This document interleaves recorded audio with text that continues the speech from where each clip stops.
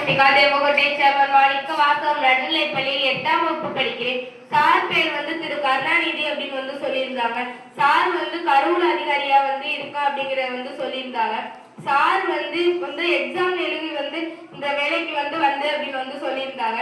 அதுக்கப்புறம் சார் சொல்லியிருந்தாங்க, சாரோட அம்மா அப்பா 2 பேருமே டீச்சர்ஸா இருப்பாராம். இன்னைக்கு அவங்க அப்பாவுக்கு 95 வயசு ஆகலாம். ஆனா அவங்களோட ரிட்டையர்மெண்ட் பணத்தை சார் கையால வாங்குறது அவங்களோட அப்பாவுக்கு சாருக்கு எல்லாருக்குமே மகிழ்ச்சியா இருந்துச்சு சொல்லியிருந்தாங்க. இந்த மாதிரி ஒரு விஷயத்த நான் ஃபர்ஸ்ட் டைம் கேட்கிறேன். எனக்கும் ரொம்ப ஹாப்பியா இருந்துச்சு.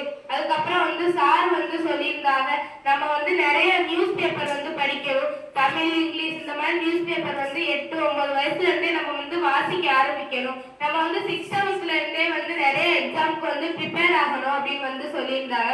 அதுக்கப்புறம் சார் சொல்லியிருந்தாங்க, அவங்க காலத்துல எல்லாம் முதல்ல ஹிந்து அப்படின்னு ஒரு பேப்பர் இருக்குமா, அந்த மாதிரி பேப்பர்லாம் அதிகமா படிப்பேன் அப்படின்னு சொல்லியிருந்தாங்க.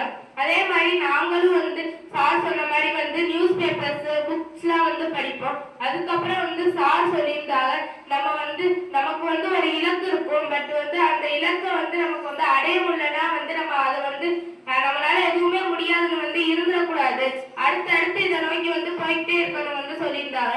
சார் எனக்கு ரொம்ப பிடிச்சிருந்துச்சு. சார் நிறைய விஷயம் சொல்லியிருந்தாங்க. அதுக்கு சாருக்கு நன்றி சொல்லிக்கிறேன். நன்றி, வணக்கம்.